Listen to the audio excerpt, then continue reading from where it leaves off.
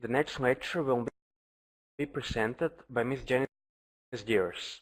Janice Geers is working as a professional development coordinator for the local pharmacy association representing independent community pharmacists in the Belgian province Limburg. She is project lead of an innovative initiative concerning type 2 diabetes screening in the community pharmacy named Taking Care Project. Thank you, Luca, for the nice introduction. I hope everyone can hear me well. Indeed, I am a pharmacist by training, and I have led quite an interesting project at the Pharmacy Association, which leads me to have some experience to tell you more about the following topic. So, how to drive the pharmacist's evolution. And then I will focus on new pharmacy services analysis and implementation. So really focusing on how can you take action yourself and how can you make a difference in your own country. So going to the first slide, I think you are all aware of the fact that there are very big changes currently going on in the healthcare environment. So at first, the people, and this is a trend that is going on everywhere, people are getting older. So we have a lot more older patients, and of course, the older we get, the more medication that is prescribed. And this is a trend that we have to take into account when delivering healthcare. Then I have used the Superman figure, but this is to present actually that patients and people are taking the power a lot more into their own hands. So this is called the patient empowerment. I'm sure you all heard of it already. But what does this mean in practice? So I think it's for the people that already work in the pharmacy or have done the internship in the pharmacy. I think you all know that patients often come in and they already know what is going on. They went to search on Dr. Google and they have got their own idea on what is going on with them, and they already sometimes propose what they should have. So also this is something that is changed, and we need to take this into account. There are a lot of innovative innovations, and there is a lot going on, but on the other hand, the budgets are limited. So we are constantly saving, and we need to take into account with a limited budget. And this is a bit contradictory with the idea that we also have got quite a lot of interesting innovations going on.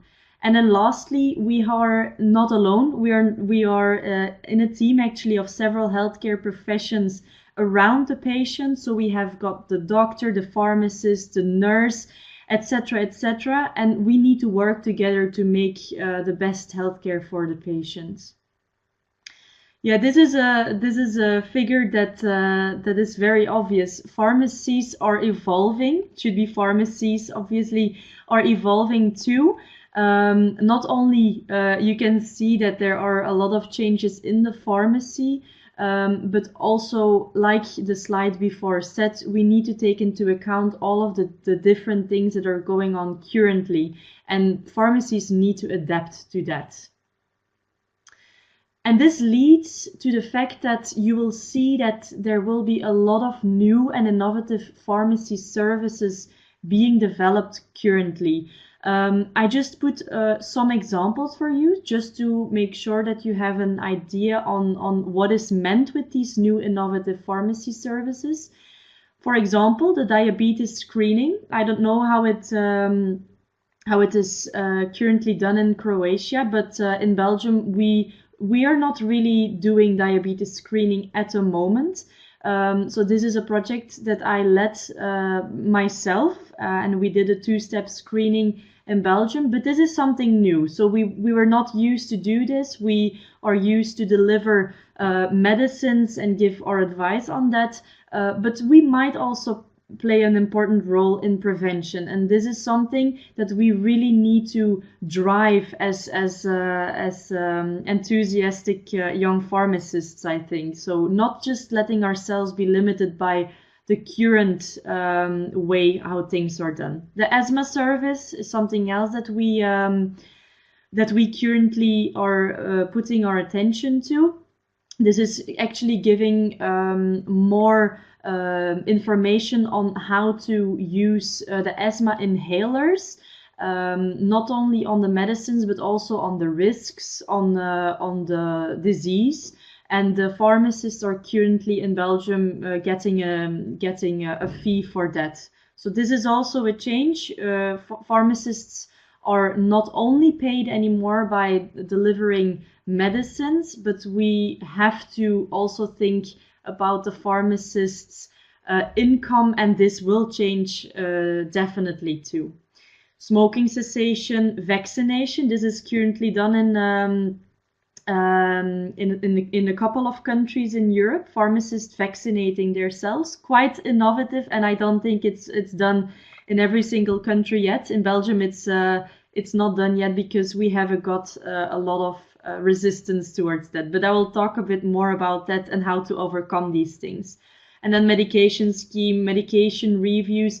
These are the kind of things that pharmacists will be doing in the future a lot more and more. And we will go away a bit of the idea of the fact that pharmacists might be just salespeople selling boxes. I don't think we have studied so many years for that, and we can definitely play a lot larger role on that.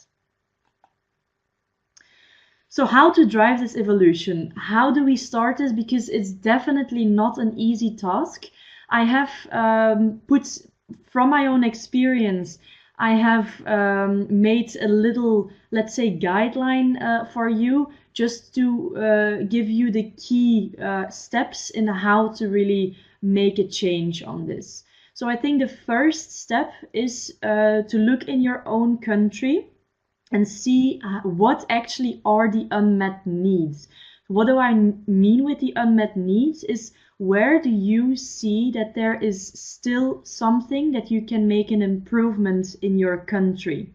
So for example, I'm talking here about Belgium, but this is actually a worldwide issue.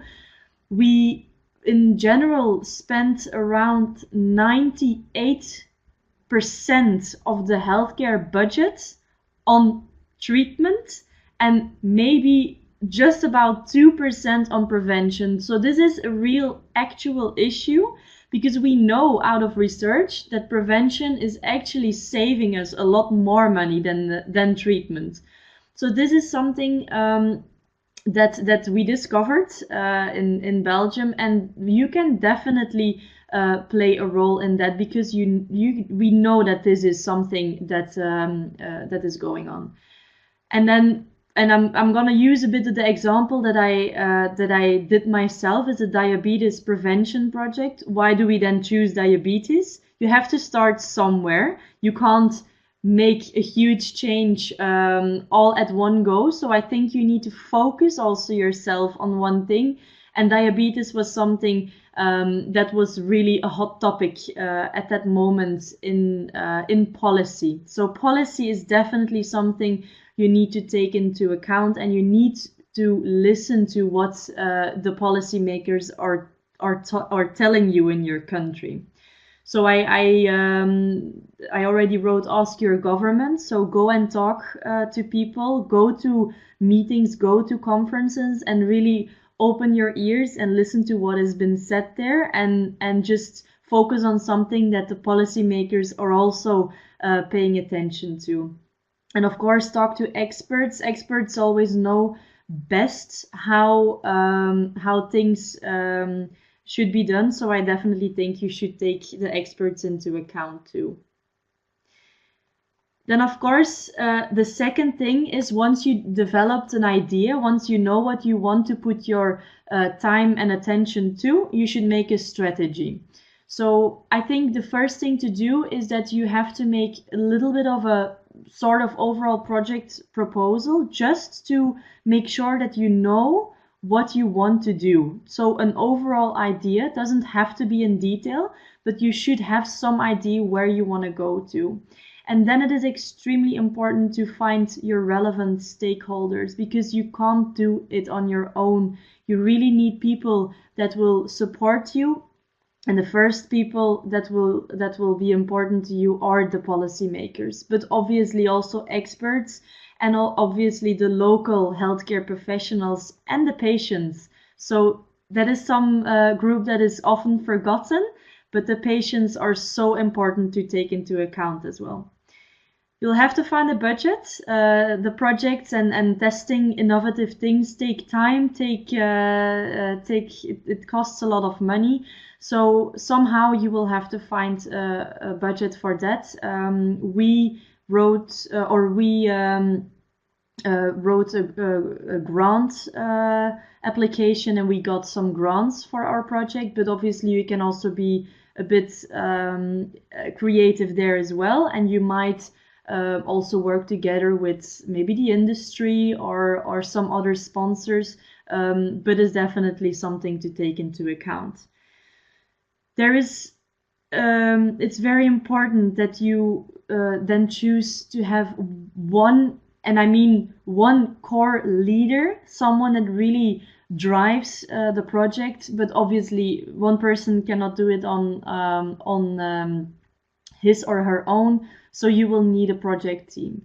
It's very simple tips that I give here, but once you get to the phase of really creating a project, you will be happy that you have this in the back of your head, because in practice, you will come across a lot of barriers, and then it's good to really have a good strategy and have at least the basics already right. And then this should be number 3. Actually, I saw this that it's actually the third step. You have to make your project plan. So I already said before, make a plan. What I mean here is you have to make it concrete. You have to make it more detailed also. So the first thing you'll have to do is to define the scope and the objectives or research questions. So you really have to define what do you want to know. So for example, with our project testing whether pharmacists could play a role in diabetes screening and prevention, our research questions were, for example, is this actually feasible in practice? Is it possible to do for pharmacists? And then concerning time, concerning employees that they have, do they have enough pharmacists working in the pharmacy actually being able to perform this new project? Another question that we, for example, asked ourselves is whether our method was effective. So we wanted to know if we actually used the right method. And then another interesting question we asked ourselves was what budget impact this project would actually have on society.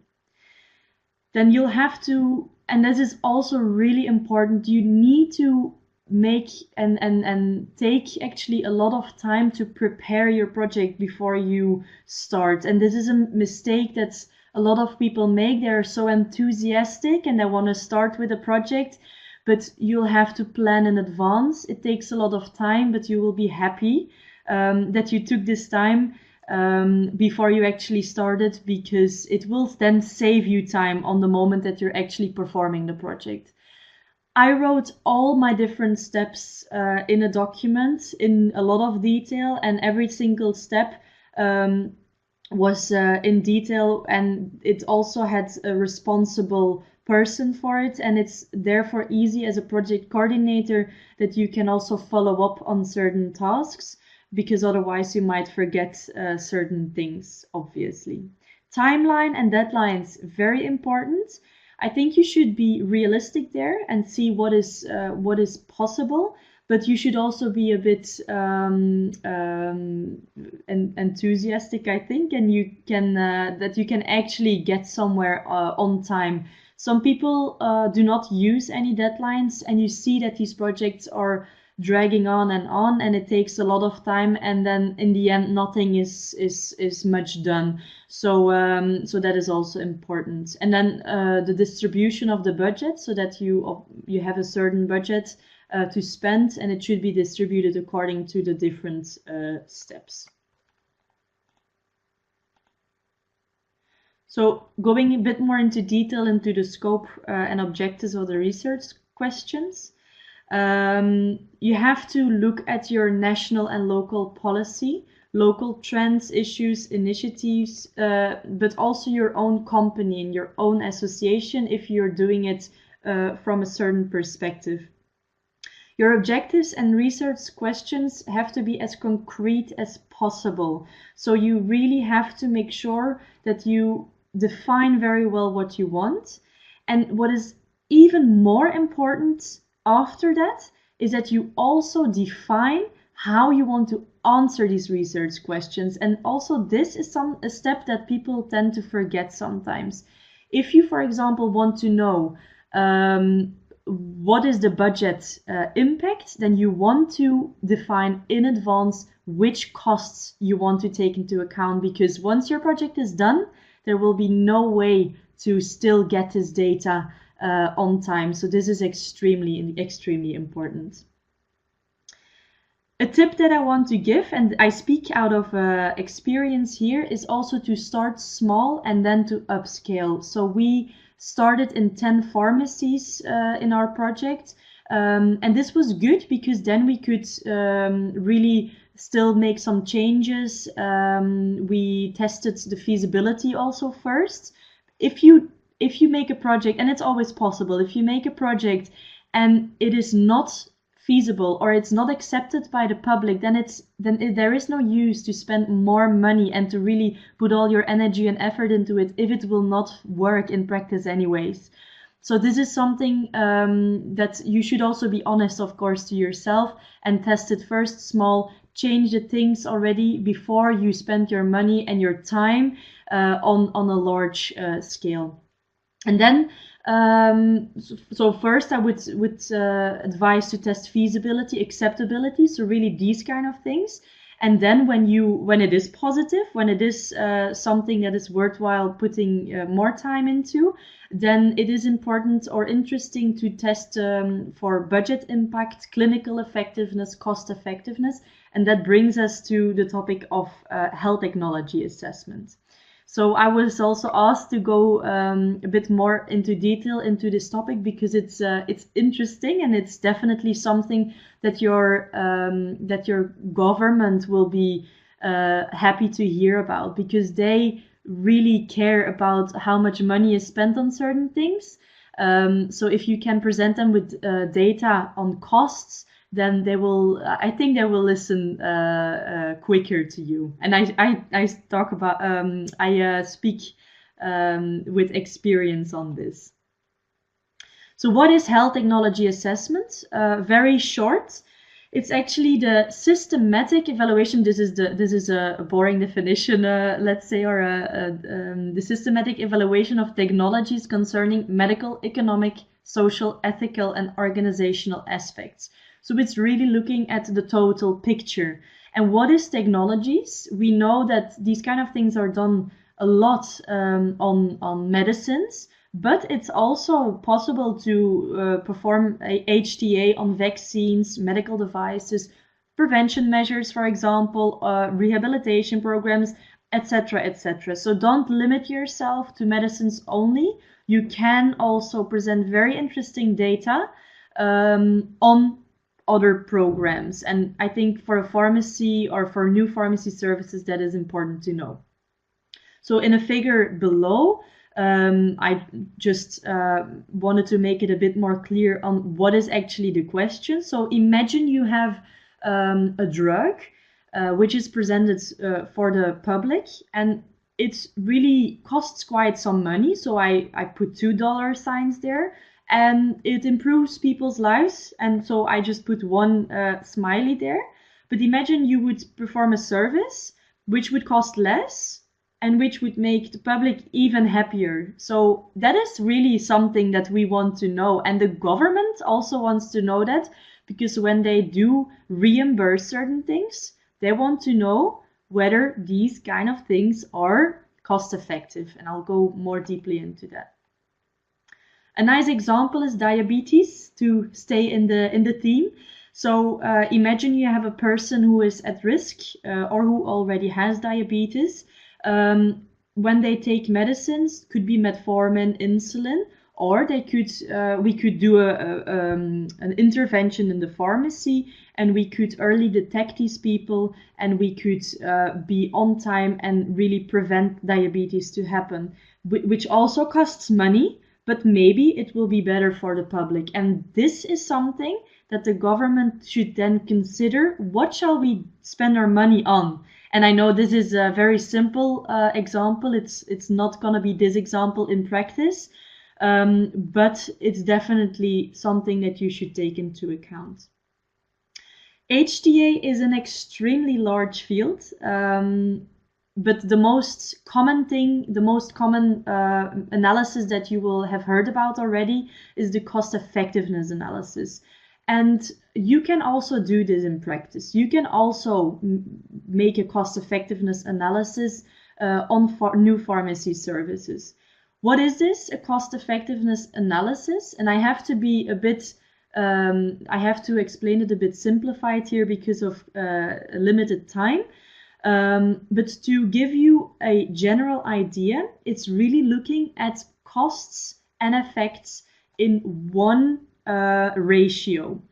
And obviously, when we do make an analysis, we will always make a comparison. And that is a very important thing. We will always look at, for example, a new intervention and compare it to something else. And this way, the people that will spend the budget, they will know, shall I put it into one thing or in the other thing? And yes, the other thing could also be doing nothing. It could be the second or the comparator.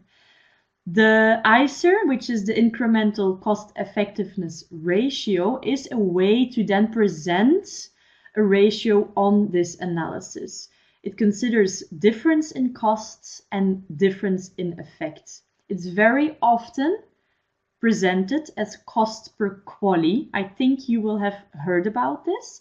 The QALY also is a way to present an effect. It includes both mortality and morbidity, but it could also be something else. For example, in our diabetes prevention program, I could have looked at cases of diabetes prevented, and then it would be cost per cases prevented, for example. So it doesn't have to be always the typical examples. You can play a bit with the ideas, but then you have the general knowledge on that. Now, why is it interesting to look at both costs and effects? And if you look at the example that I gave, if something costs less and something is more effective, then of course we should spend our money on that. So what is the big deal? The big deal lies in this figure, actually. So when something is more effective and less costly, and that is the green area, then of course this is something we should focus our attention to. And on the other side, obviously, when something costs more and is less effective, then we shouldn't spend our money on that. But the difficulty lies within the two non-colored areas, where something is more effective but also costs more money, or even on the other side, when something is maybe a bit less effective but is also a lot cheaper. These are the two areas where HTA really plays a role. I will not go into too much detail on that because then we will still be talking tomorrow, but then you have an idea on why the cost effectiveness analysis could be of use. Of course, cost effects is one thing, but there are definitely also other influencing factors that you should take into account. Budget impact is something that the government will be interested in. That is just looking at how much money will it cost in total. What will be in total being the impact of the whole thing. The strength of the unmet need will definitely be important. So if you have a country that is really, or that just had a new election, for example, and there is a policymaker that really wants to put his attention into diabetes, then for example, then you have something interesting going on there. That's the third point then. And then clinical effectiveness, of course, if you, and this is for example for drugs, if you make a new extremely innovative drug which all of a sudden cures a rare disease, obviously that's something that will have the attention. Okay, to the second bullet point, there are different steps and responsibles. Just some key tips here. So make your plan as concrete as possible. I already said that. There really should be one leader. I really advise you to do that, but divide tasks also, because it's not possible to do things just as one person. Clear but feasible deadlines, obviously, and the preparation, like I already said, is actually everything. And then to the third and a fourth bullet point, I think I already said this to you. You should be ambitious, but it should also be feasible. And the budget should be distributed per step. And also make sure that on the way you keep your budget constantly noted down somewhere. And that is the task of the project coordinator. And then you plan everything. You know what you want to do, you know what you want to research, and you know how you're going to answer your research questions. Then it is really doing it. It's really putting things into practice. And you will have to readjust. And that is why it is very important to really listen to feedback. You will never do the perfect thing from the first time. That's not realistic, and that's also not bad. Just listen to what people tell you and readjust when necessary. We're almost at the end. I just thought about this right now because out of practice, I was thinking about my own project. It is also very important that when you ask an effort from someone, and in my case I was asking efforts from a pharmacist or the pharmacists, then also make their effort as easy as possible. So if you can make things automated, then please just make it easy for them. So for me, for example, they had to do the FINDRISK questionnaire with the patients. Oops, yeah, I'm almost finished. They had to now I just lost my line. Okay, they had to answer the questions to the patients, and so there were two options: or giving them some papers and they have to write it themselves, they have to calculate themselves, or making really everything in a software and they just have to click and it's done for them. So that's really important. Make it as easy as possible for them. Then the analysis is extremely important because this is the data that you will present to the payers in the end. You will have to make sure that this is done well and that it is presented also in an easy way, because policymakers, they won't read a document of 50 pages. They want to see 3 slides with the core elements on it. And then present and advocate. You will come across barriers for sure, but just don't give up and really advocate for your ideas. And if you have strong arguments, you will never have to let yourself down by some comments, because change always takes time. You just have to keep going for your ideas. The last slide, just for me, the most important tips and tricks to remember is to start small and then to upscale. It's very important to just adjust and to already test certain things. Feasibility and acceptability are the first things to research. You have to find good stakeholders and you'll have to listen to them because it's important to make your strategy even better. And your strategy should be made before you start. Of course, you can make adjustments, but you should be already very much having a good idea before you start. And then I didn't say this yet, and it might sound very logical, but when you come into practice, you will be happy that you heard this also from experience. You do not need perfect data. You will have missing data. You will not have always the perfect analysis, but you can still make good conclusions when you really answer your research question. And then I think there is no problem. And you should always stay honest to yourself. And if something is not going okay or patients do not accept it, it's not possible for pharmacies, for pharmacists, it costs too much, then just be honest to yourself and put your time and energy into other things. So that's the end of the presentation. I hope this was a very short way to present you with some core ideas. I don't know if there are any questions. I think we were going to another. Thank you. First, I would like to apologize for the change of the layout in the virtual room, and now we can move to the questions. While we are waiting for questions from participants, my colleague Zvonimir has one question.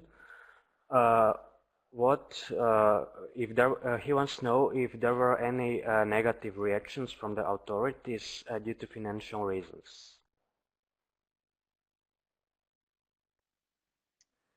So any negative reactions from authorities? Yes, you will definitely come across these things, and for sure because of financial reasons. So I did a project.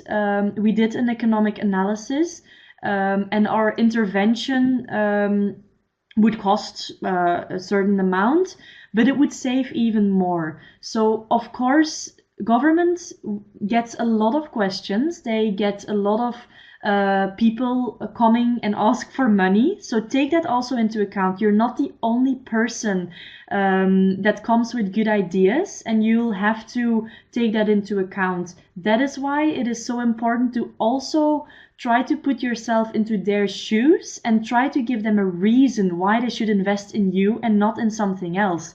So if I can say, look, this preventive initiative, it does cost a certain amount of money, but it will save you even more. It will save you this much over this amount of time. Then we start a conversation. Then you really get started. So this was indeed one. It's not a negative reaction even. It's just reality. It's a barrier, but it's a barrier that you can overcome with good data.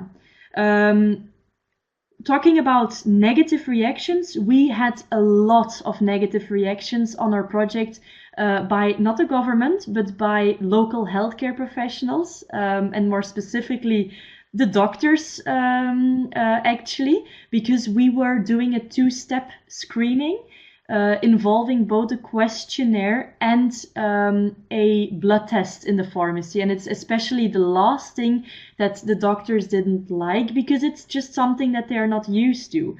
But then we really, again, we asked ourselves the question, is it actually useful to do this blood test? And if yes, then how can I argue this? And then if it's better than just a questionnaire, then you should go for your idea. But you can't argue anything without data. So it's so important to really have good data on these kind of things. We have another question here from Giovanni, and he says that it's a very interesting topic, that it helps us improve our society, but that it is effort and time consuming. So he asks who would do these initiatives: organizations, syndicates, public health professionals, or just normal pharmacists? That is a very good question. At first, I would like to say that I think we all can make a difference, and it shouldn't always be a huge project or something completely or super expensive. For example, we can also make changes as pharmacists on our own. So really try to keep an open mind also inside of the pharmacy, and try to look at what you can do locally. So I think that is already the first step, and it doesn't necessarily all have to cost a lot of money and time. It could also be good for your own pharmacy locally. Then when you do talk about really bigger changes, like for example the topic or the project that I did, then yes, you will need a little bit more of backup or of resources. In Belgium, we have got a lot of pharmacy associations. I work for a local one. We have got, I think, 6 local ones, one two subnational ones and one national one. So we have got quite a lot of associations, which is of course interesting. I don't know how it is in Croatia, but I'm sure you have got some good pharmacy associations there too. So when you're a member of them and you have a good idea, then definitely just go to them, talk to them, and ask what they can do for you. Thank you very much for this interesting lecture. As I can see, there are no more questions. So we can move to another lecture which will be presented by my colleague.